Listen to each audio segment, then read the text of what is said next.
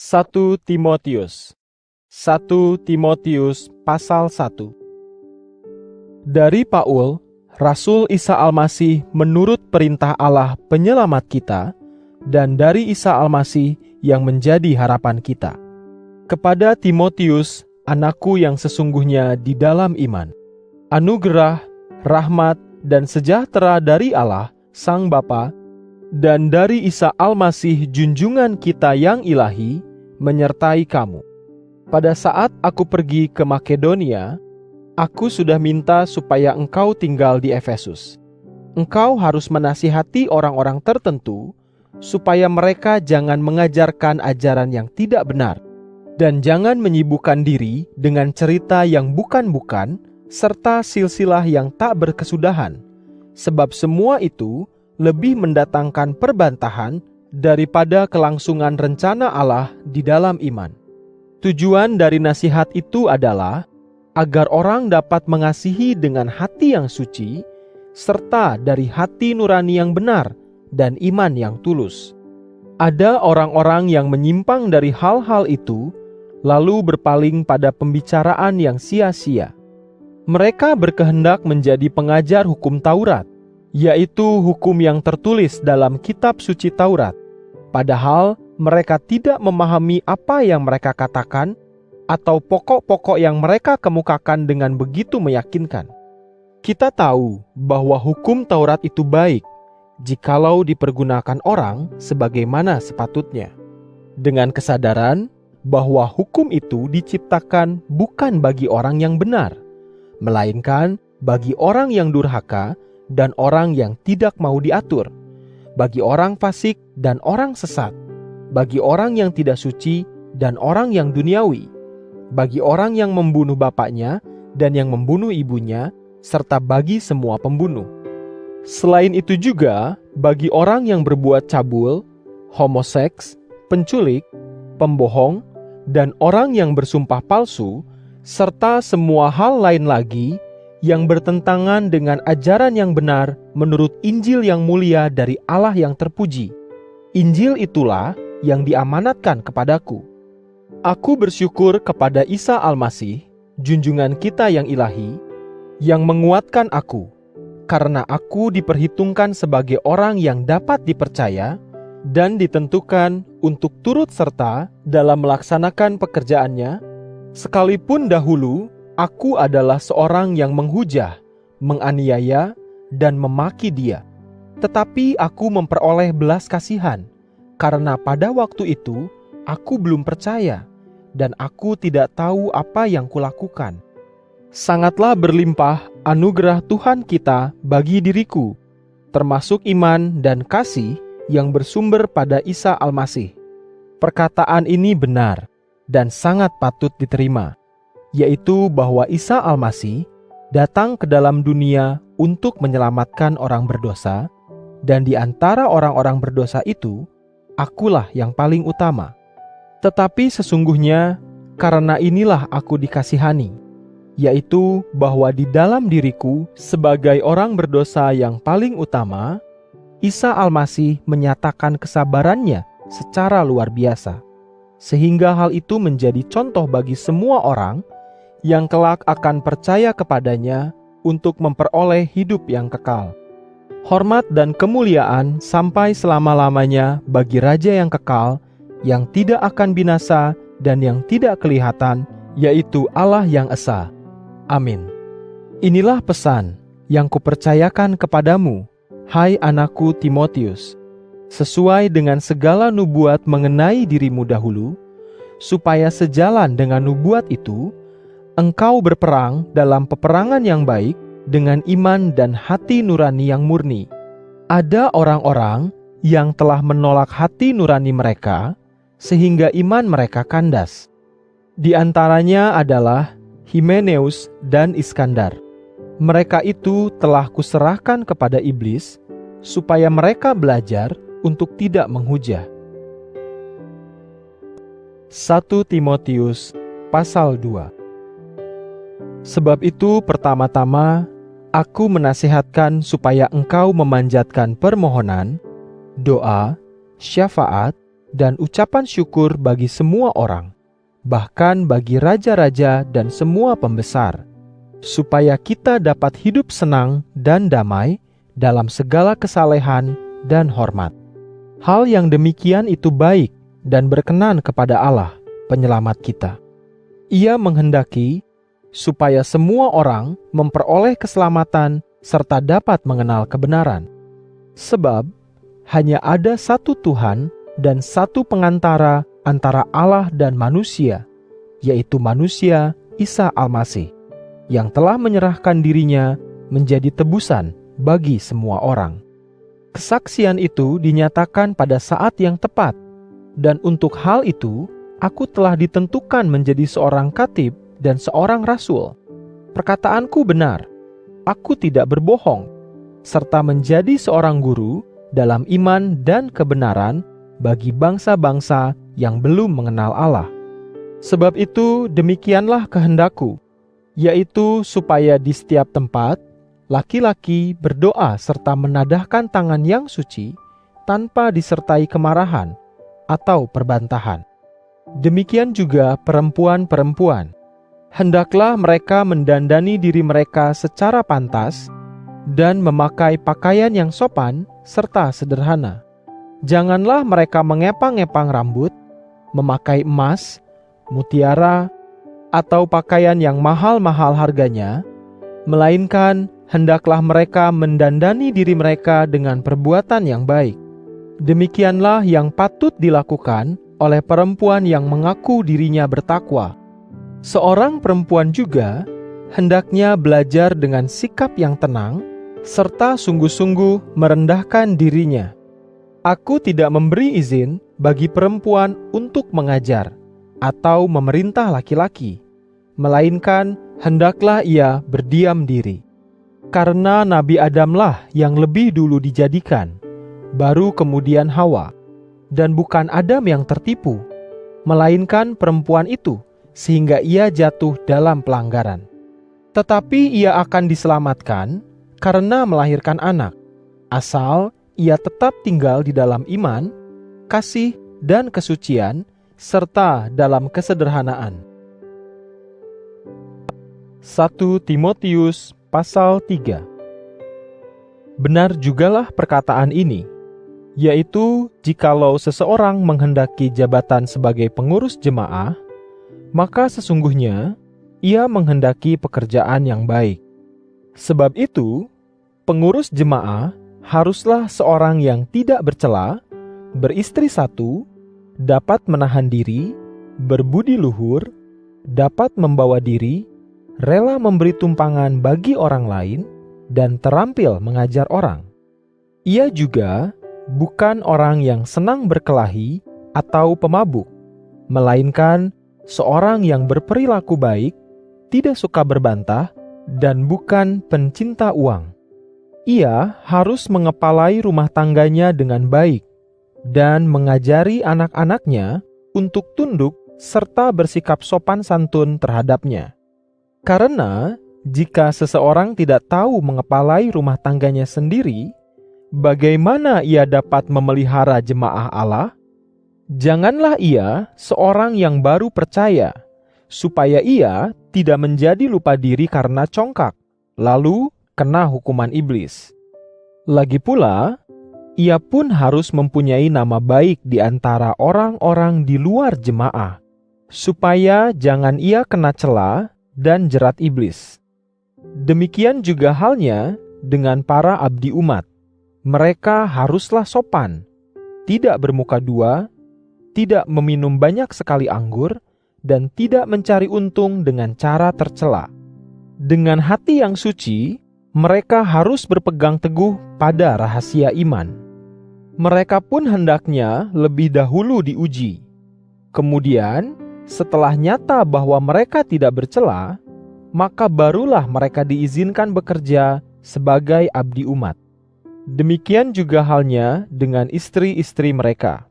Hendaklah mereka sopan, tidak suka memfitnah, dapat menahan diri, dan dapat dipercaya dalam segala hal. Semua abdi umat haruslah hanya beristri satu serta dapat mengurus anak-anak dan keluarganya dengan baik. Karena mereka yang bekerja sebagai abdi umat itu mendapat jabatan yang baik dan menjadi sangat yakin dalam imannya akan Isa Almasih.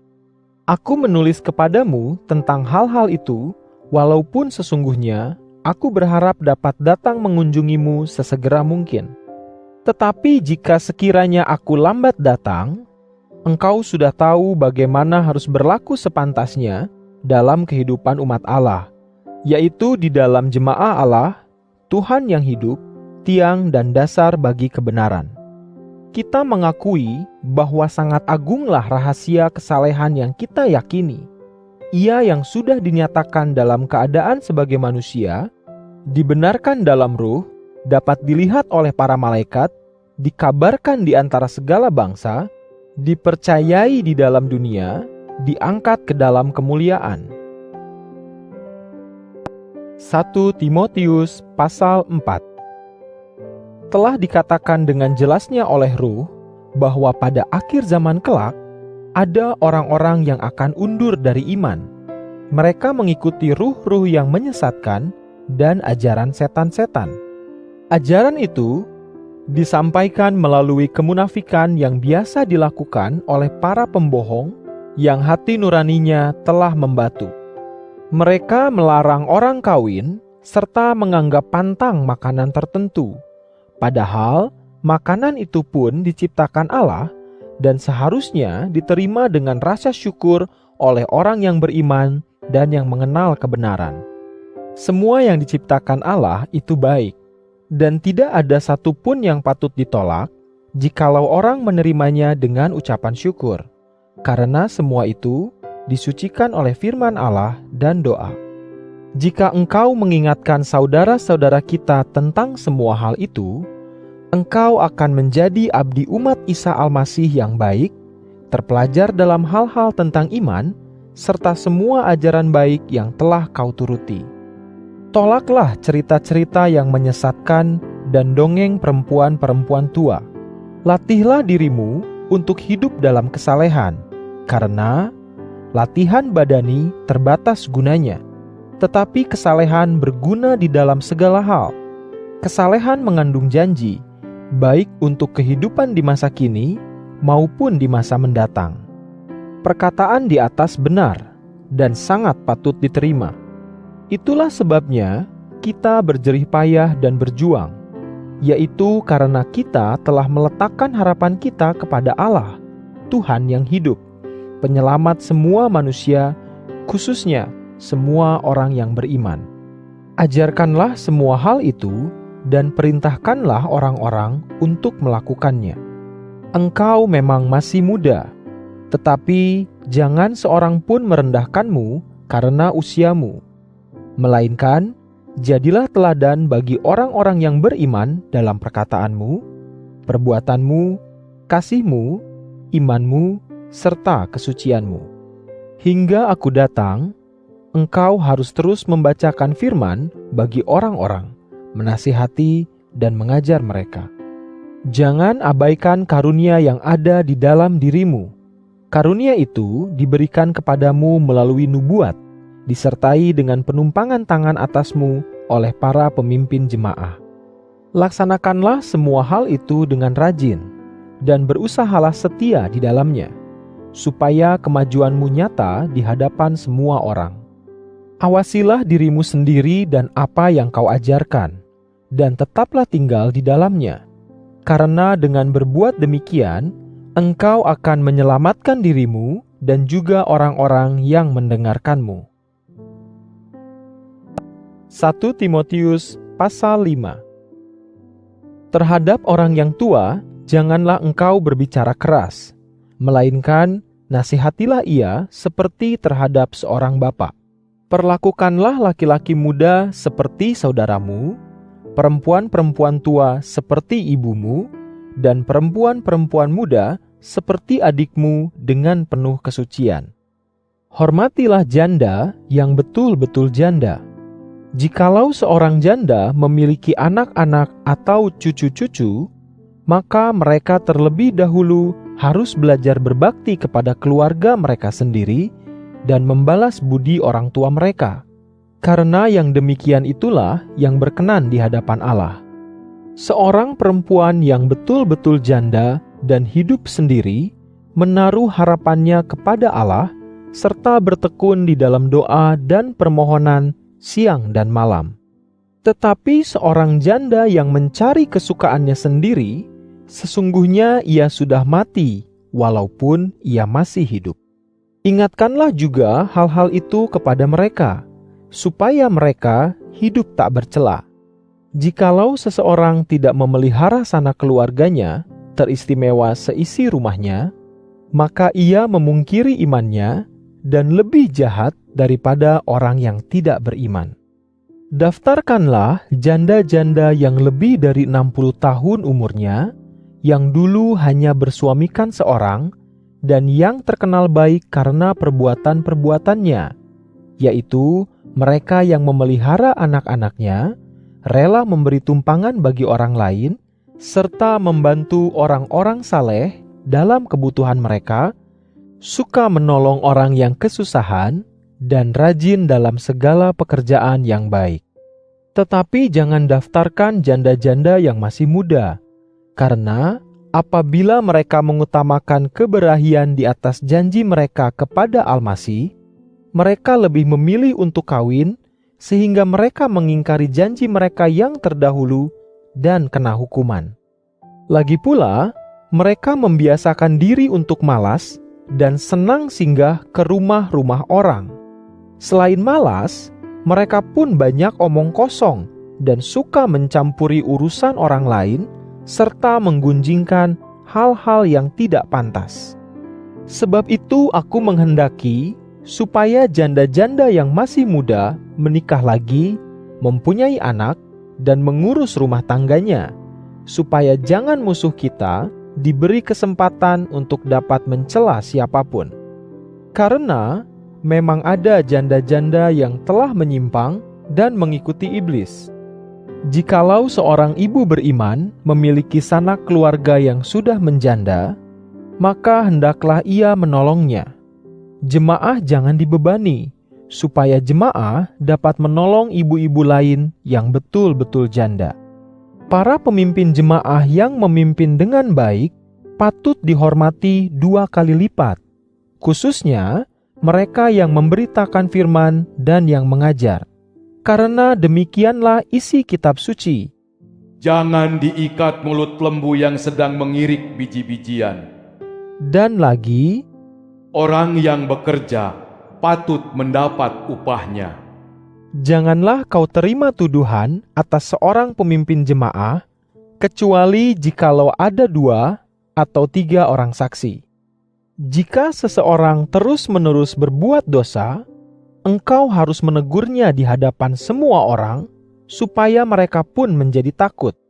Di hadapan Allah dan Isa Almasih, serta malaikat-malaikat yang dipilihnya, aku berpesan kepadamu, agar engkau memperhatikan semua hal tadi tanpa mendahulukan satu di atas yang lain.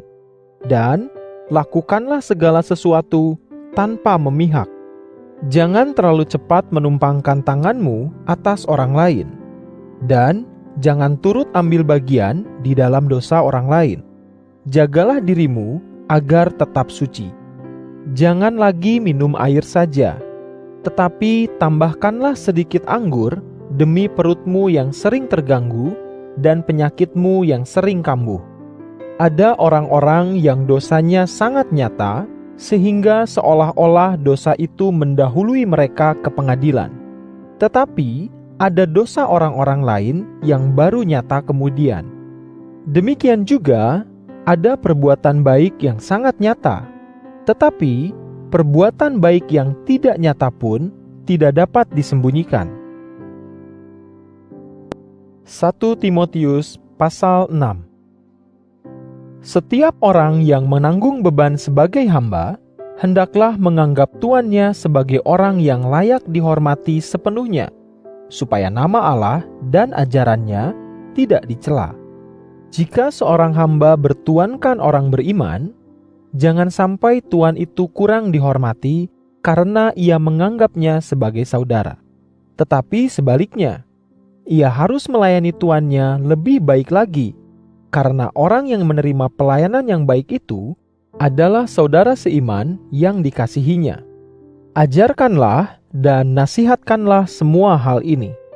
Jikalau seseorang mengajarkan ajaran lain dan tidak setuju dengan perkataan yang benar, yaitu firman Isa Almasih junjungan kita yang ilahi, serta ajaran yang sesuai dengan kesalehan, maka ia congkak dan tidak tahu apa-apa. Ia gila berbantah dan bertengkar, sehingga mendatangkan kedengkian, perkelahian, umpatan, kecurigaan, serta perselisihan di antara orang-orang yang tak berakal sehat, yang jauh dari kebenaran, dan yang menyangka bahwa maksud dari kesalehan ialah untuk mencari keuntungan. Kesalehan disertai dengan kepuasan hati memang akan memberi keuntungan yang besar, karena kita tidak membawa masuk sesuatu pun ke dalam dunia ini, dan juga kita tidak dapat membawa keluar sesuatu pun. Selama ada makanan dan pakaian pada kita, dengan itulah kita puas. Tetapi mereka yang hendak menjadi kaya jatuh ke dalam godaan, jerat, serta keinginan-keinginan yang bodoh dan yang mendatangkan bencana. Hal-hal yang demikian itu menenggelamkan orang dalam kerusakan dan kebinasaan, karena cinta akan uang ialah sumber segala jenis kejahatan.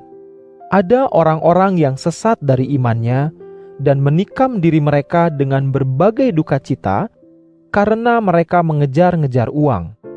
Tetapi engkau, hai hamba Allah, jauhkanlah dirimu dari semua itu dan kejarlah kebenaran, kesalehan, iman, kasih, kesabaran, serta hati yang lemah lembut. Berjuanglah dalam pertempuran iman yang benar dan raihlah hidup yang kekal, sebab untuk itulah engkau telah dipanggil, yaitu ketika engkau mengikrarkan pengakuan yang baik di hadapan banyak saksi. Di hadapan Allah yang menghidupkan segala sesuatu dan di hadapan Isa Almasih yang mengucapkan pengakuan yang baik di hadapan Pontius Pilatus, aku berpesan kepadamu, taatilah perintah ini dengan tidak bercacat dan tidak bercela sampai Isa Almasih junjungan kita yang ilahi datang kembali. Kedatangannya itu akan ditentukan pada waktunya oleh penguasa yang esa dan yang terpuji, yaitu Raja atas segala raja dan junjungan atas segala junjungan. Hanya dialah yang tidak akan pernah mati, yang diam di dalam terang yang tak terhampiri. Belum pernah dan tidak dapat seorang pun melihatnya. Baginyalah kemuliaan dan kuasa yang kekal. Amin. Bagi orang-orang kaya pada zaman ini, ingatkanlah mereka supaya jangan tinggi hati dan jangan berharap kepada kekayaan yang tak tentu, melainkan kepada Allah. Di dalam kekayaannya, Ia memberi segala sesuatu kepada kita untuk dinikmati. Hendaklah mereka berbuat baik dan menjadi kaya dengan perbuatan yang baik. Hendaklah mereka bersikap dermawan dan rela membagikan harta mereka, sehingga mereka menyiapkan bagi diri mereka dasar yang baik untuk masa yang akan datang, dan supaya mereka meraih kehidupan yang sesungguhnya. Hai Timotius, peliharalah apa yang telah diamanatkan kepadamu. Jauhkanlah dirimu dari percakapan kosong yang duniawi dan dari perbantahan tentang pengetahuan yang sebenarnya sama sekali bukan pengetahuan, karena dengan mengikuti hal-hal tersebut, beberapa orang telah berpaling dari iman. Anugerah Allah menyertai kamu.